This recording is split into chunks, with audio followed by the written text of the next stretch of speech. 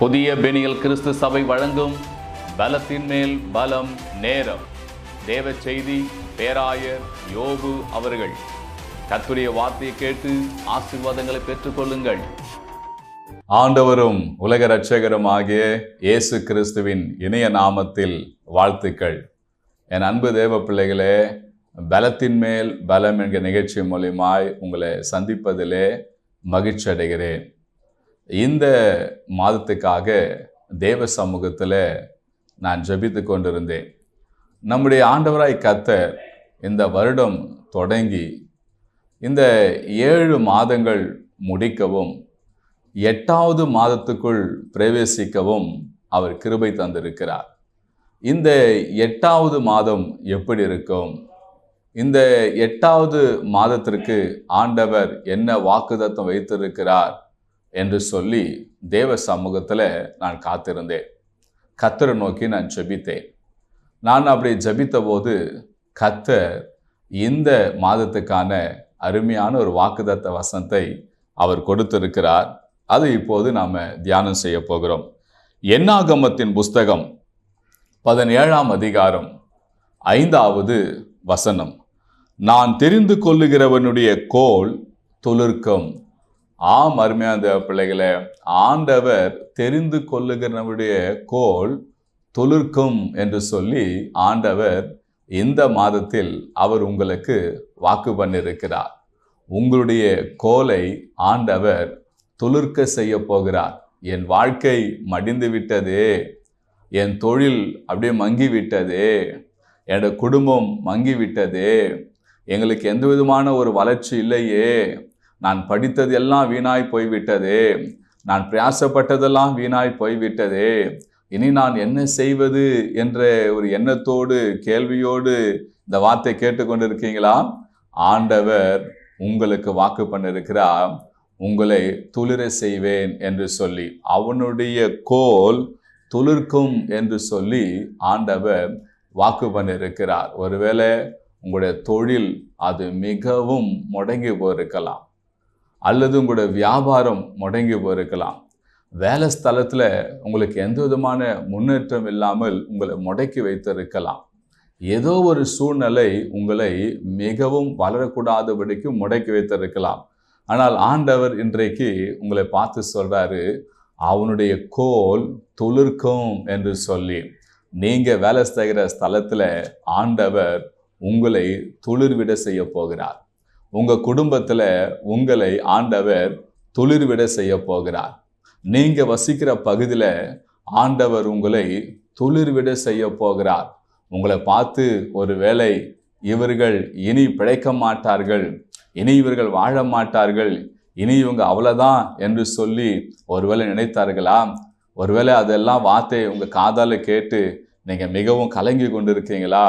இன்றைக்கு ஆண்டவர் சொல்கிறாரு, அவங்களுடைய கோல் துளிர்க்கும் என்று சொல்லி. என் அன்பு தேவ பிள்ளைகளே, ஆண்டவர் இந்த மாதத்தில் உங்களை துளிர்விட்டு செய்து உங்களை மிகவும் ஒரு செழிப்பாக்கி அநேகர் பார்த்து ஆச்சரியப்படத்தக்க காரியத்தை செய்ய போகிறார். மிக முக்கியமாக உங்களுக்கு விரோதமாக எழும்பினவர்கள், உங்களை குறித்து ஒரு விதமாக பேசினவர்கள், ஒருவேளை உங்களை பார்த்து சபித்திருக்கலாம், அல்லது உங்களுக்கு ரொம்ப கலகம் பண்ணி திரிந்திருக்கலாம். அவங்களுக்கு முன்பதாக ஆண்டவர் உங்களை துளிர்விட செய்ய போகிறார். கர்த்தர் நாமத்திற்கு மகிமை உண்டாவதாக. பாருங்க, இந்த என்னாகும் 17ஆம் அதிகாரத்தில் 5வது வசனத்தில் ஆண்டவர் அங்கே சொல்லியிருக்கிறார், நான் தெரிந்து கொள்ளுகிறனுடைய கோல் துளிர்க்கும் என்று சொல்லி. கர்த்தர் நாமத்துக்கு ஸ்தோத்திரம்.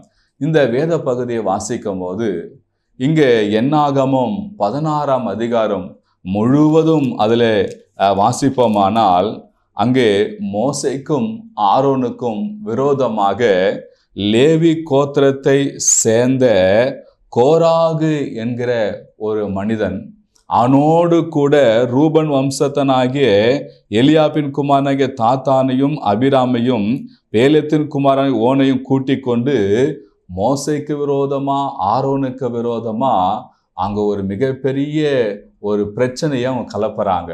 என்னன்னா, நீங்க ஜனங்களுக்கு முன்பதாக உங்களை நீங்க உயர்த்துறீங்க, ஜனங்கள்லாம் பரிசுத்தமானவங்க, நாங்களும் கூட ஊழியம் செய்யலாம் அப்படின்னு சொல்லி இங்க இருக்கிற இந்த ஒரு மனிதனை குறித்து பார்க்கிறோம்.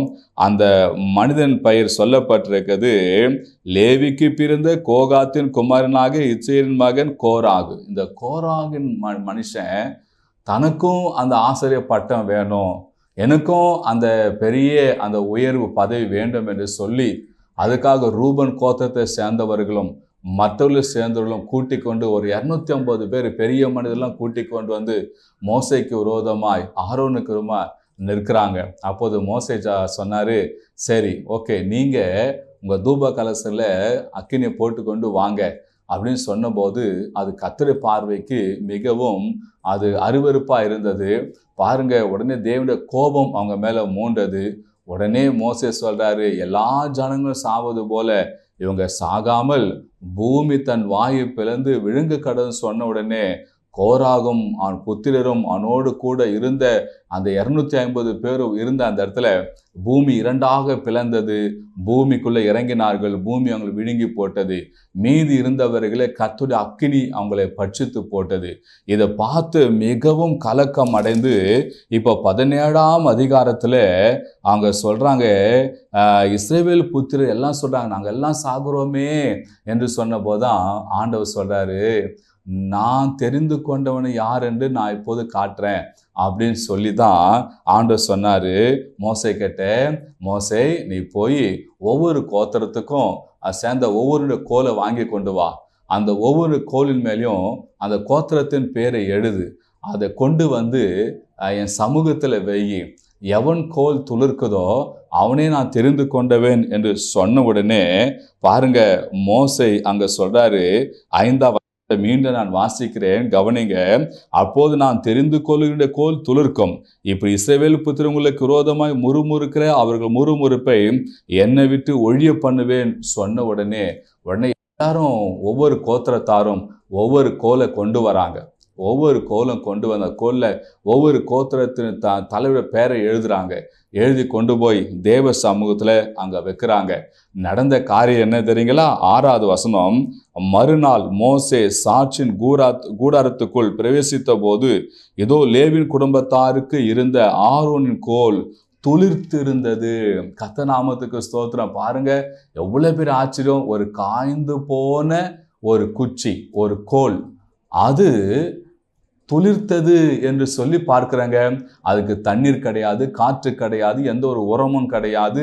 ஆனா தேவ சமூகத்துக்கு போன அந்த ஒரு கோல் துளிர்த்ததுங்க. அது மாத்திரமல்ல, அங்க சொல்லப்படுது அது துளிர் விட்டு பூ பூத்து வாதுமை பழங்களை கொடுத்தது. வாதுமை பழம் சொன்னா பாதம் மரம், பாதம் இருக்கு இல்லையா, அப்ப பாதம் பருப்பு சாப்பிட்றேன் இல்லையா, அதோடைய அந்த கோல் தான் அந்த கோல், அந்த பழங்கள்லாங்க. பாருங்க, பார்த்தா தேவ சமூகத்துல வைத்து மறுநாள் எடுத்து பார்த்தா அந்த இடத்துல பார்த்தா ஆரோனுடைய கோல் மாத்திரம் துளிர் விட்டு இருந்தது, பூ பூத்து இருந்தது, வாதுமை பழங்களை கொடுத்ததாங்க. கர்த்தர் நாமத்துக்கு ஸ்தோத்திரம். ஒரு இரவுக்குள்ள ஒரு கோலுக்கு ஆண்டவர் உயிர் கொடுத்து அதை துளிர் விட செய்திருந்தாரு, அது பூ பூக்க செய்திருந்தாரு. அது பாருங்க காய் காய்ச்சல் இல்ல, பழமாகவே இருந்ததாம். கர்த்தர் நாமத்துக்கு ஸ்தோத்திரம். என் அன்பு தேவ பிள்ளைங்களே, தேவனால் உங்க வாழ்க்கையில எல்லாமே செய்ய முடியும் என்பதற்கு இது ஒரு அடையாளங்க. ஆரோனை அற்பமா எண்ணினார்கள், ஆரோனை பதவிக்கு இருக்கக்கூட நினைத்தார்கள், ஆரோனை கர்த்தர் அழைக்கவில்லை என்று நினைத்தார்கள். ஆனா பாருங்க, ஆண்டவர் சொன்னாரு, நான் ஆரோனை தெரிந்து கொண்டேன், இந்த கனமான ஊழியத்தை நான் தெரிந்து கொண்டேன் என்று சொல்லி தெரிந்து கொண்டதுக்கு அடையாளமாக தான் ஆரோனுடைய அந்த கோலை ஆண்டவர் துளிர்விட செய்தார், பூ பூக்க செய்தால், அது வாதுமை பழங்கள் வரும்படியாக ஆண்டவர் செய்தாருங்க. அது மாத்திரமல்ல, நீதிமொழிகள் புஸ்தகம் 11ஆம் அதிகாரம் 20ஆம் வசனத்தில் சொல்லப்பட்டது, நீதிமான்களோ துளிரை போல செழிப்பார்கள். கர்த்தர் நாமத்துக்கு ஸ்தோத்திரம்.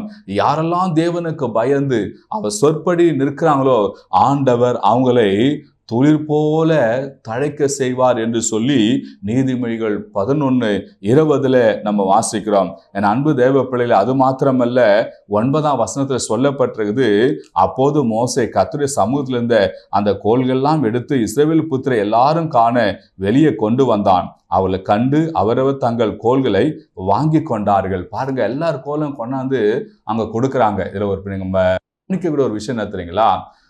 மோசே அந்த கோலை வாங்கும் போது அந்த ஒவ்வொரு கோல்லையும் உங்களுடைய கோத்திர பிதாக்களின் தலைவர் பேரை எழுதுங்க அப்படின்னு சொன்ன ஒவ்வொரு கோத்திரத்தின் பெயர் எழுதப்பட்டதுங்க. ஒருவேளை பேர் எழுதாம அந்த கோல் கொடுக்கப்பட்டு இருந்திருக்குமானால் இப்போது ஆரோன் கோல் துள்ளிவிட்ட உடனே மற்ற என்ன சொல்லுவானுங்க, இதுதான் என் கோலுன்னு இருப்பான். இப்போ ரூபன் கோத்திரம் சொல்லியிருப்பான், அதுக்கப்புறம் இருக்க ஒவ்வொரு கோத்திரம் சொல்லியிருப்பான் இதான் என் கோலுன்னு சொல்லியிருப்பானுங்க. ஆனால் ஆண்டவர் ஞானமாக உசாரா அழகாக சொல்லிட்டு அந்த அவங்கவுங்க கோல்ல அவங்களோட கோத்திரத்தின் பேரை எழுதுன்ட்டாரு. இப்போ ஆரோன் கோத்திரத்துல லேவி கோத்திரம் பேர் எழுதப்பட்டிருந்தது. கர்த்தராம ஸ்தோத்திரம். பாருங்க, இப்ப யாரும் உன் கோல் என் கோல்னு சொல்ல முடியாது. அந்த ஆரோன் பேர் எழுதப்பட்ட அந்த கோலில் மாத்திரம் அது பூ பூத்து, அது காய்த்து, அது அது பூ பூத்து துளிர் விட்டு பூ பூத்து அது வாதுமை பழங்களை விட்டது என்று சொல்லி பார்க்கிறோம். அது மாத்திரமல்ல, 10ஆம் வசனத்துல ஆண்டவர் சொல்றாரு, அப்போது கர்த்தர் மோசேயை நோக்கி, ஆரோனின் கோல் அந்த கலகக்காரருக்கு விரோதமான அடையாளமாக பொருட்டு அதை திரும்பவும் சாட்சி பெட்டிக்கு முன்னே கொண்டு போய் வை.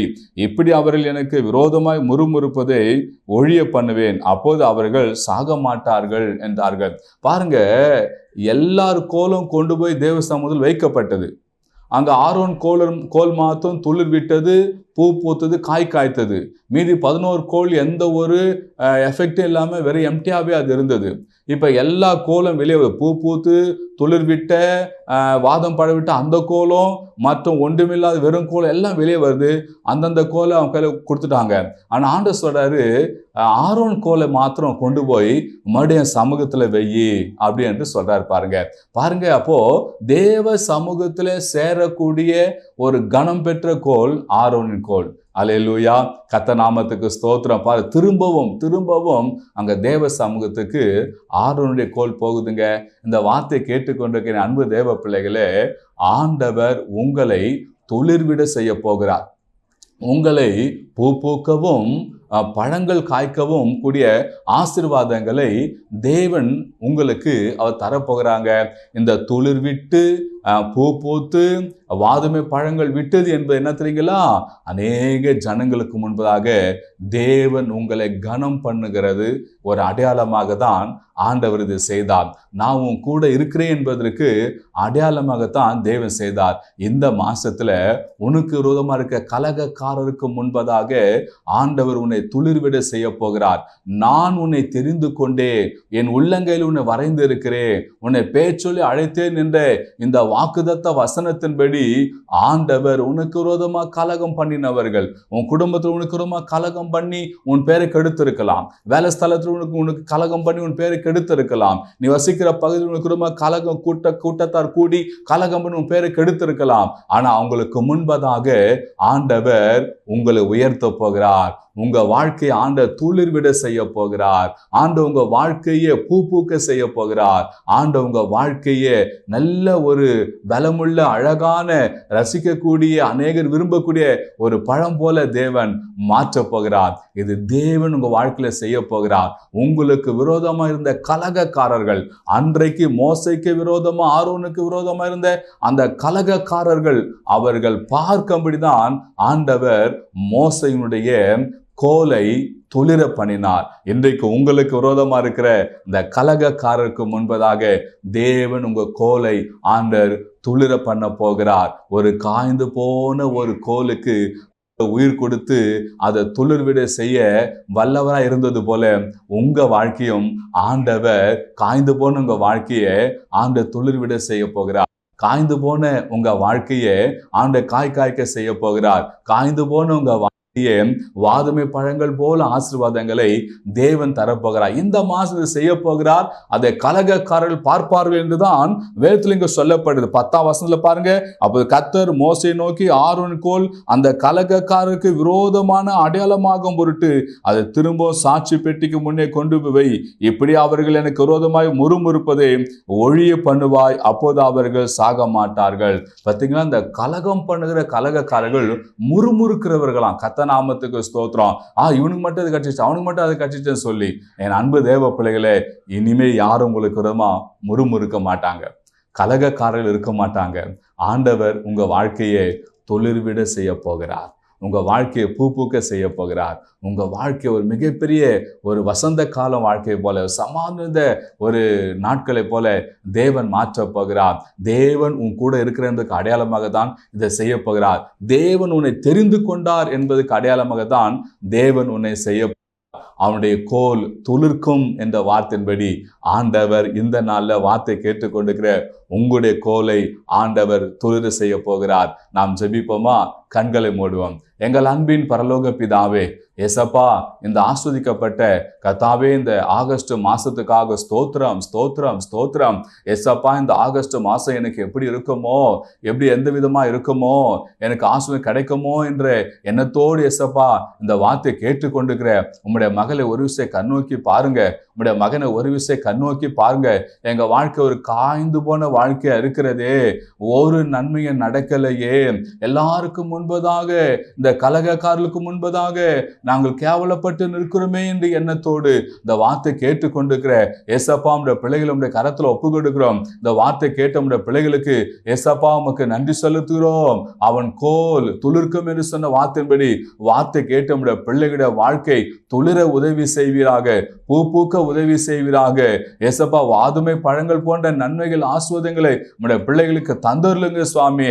ஆரோனோடு நீர் இருக்கிறீர்கள் என்பதை அந்த 11 கோத்திரத்தாரும் கண்டது போல ஏசப்பா இன்றைக்கு இந்த பிள்ளையோடு இந்த மகனோடு நீ இருக்கிறீ என்பதை ஏசப்பா அநேகர் அறிந்து கொள்ளும்படி இந்த மாசத்துல இவங்களை உயர்த்துங்க, ஆசீர்வதிங்க. ஏசப்பா, இந்த மாசத்துல இவங்களுக்கு நடக்க வேண்டிய நன்மைகள் எல்லாம் நடக்க உதவி செய்யுங்க. வர வேண்டிய ஆசீர்வாதங்கள் எல்லாம் இயேசு நாமத்தினால வந்து சேர உதவி செய்யுங்க. கடன் அடைக்கக்கூடிய ஆசீர்வாதங்களை கொடுங்கப்பா. ஆண்டவர் மீண்டும் எடுக்க ஆண்டவர் நன்மைகள் ஆண்டவர் வந்து சேர உதவி செய்யுங்க. செய்கிற தொழில் ஆஸ்வதிங்க, வியாபாரத்தை ஆஸ்வதிங்க, படிப்பு ஆஸ்வதிங்க. திருமணத்தை காத்திருக்க பிள்ளைகளுக்கு ஏற்ற துணையை கொடுங்க. வேலை எதிர்பார்த்து கொண்டு பிள்ளைகளுக்கு வேலை தந்துருங்க. ஏசப்பா, அற்புத அதிசயங்களை எதிர்பார்த்து கொண்டு உங்களுடைய பிள்ளைகளுக்கு இந்த மாசத்துல அற்புத அதிசயங்களை செய்து உங்களுடைய பிள்ளைகளை ஆசீர்வதிங்க, உயர்த்துங்க, பலப்படுத்துங்க, பாதுகாத்துக் கொள்ளுங்க. எல்லா தேவையிலையும் சந்திங்கப்பா. இந்த ஆகஸ்ட் மாதம் முழுவதும் உங்களுடைய பிள்ளைகளும் குடும்பத்தையும் ஆசீர்வதித்து வேறெடுத்து பாதுகாத்துக் கொள்ளுங்க. உயிர் தெழுந்த இயேசு கிறிஸ்து நாமத்தில் ஜெபிக்கிறோம் ஜீவனுள்ள நல்ல பிதாவே. ஆமேன், ஆமேன், ஆமேன். என் அன்பு தேவ பிள்ளைகளே, வார்த்தை கேட்டீங்க. இந்த வார்த்தையோடு ஆண்டவங்களோட பேசியிருப்பேன்னு சொன்னா பாருங்க, எனக்கு தொடர்பு கொள்ளுங்க. இந்த செய்தியை மட்டும் அறிமுகப்படுத்துங்க. கர்த்தர் உங்களை ஆசீர்வதிப்பார். God bless you. பிரியமானவர்களே, நீங்கள் எந்த திருச்சபைக்கும் போகாத நபராய் இருப்பதை சொன்னால் எங்கள் திருச்சபையில் நடக்கும் ஆராதனைக்கு வாருங்கள். எங்கள் திருச்சபையின் ஆராதனை நேரம் காலை 6:30 மணியிலிருந்து 8:30 மணி வரை நடைபெறும் இடம் புதிய பெனியல் கிறிஸ்து சபை நம்பர் 107, நேருஜி ஜோதி நகர், 2வது தெரு, Ayanavaram, Chennai 23, century flower mill மற்றும் பனந்தோப்பு ரயில்வே காலின் அருகில்.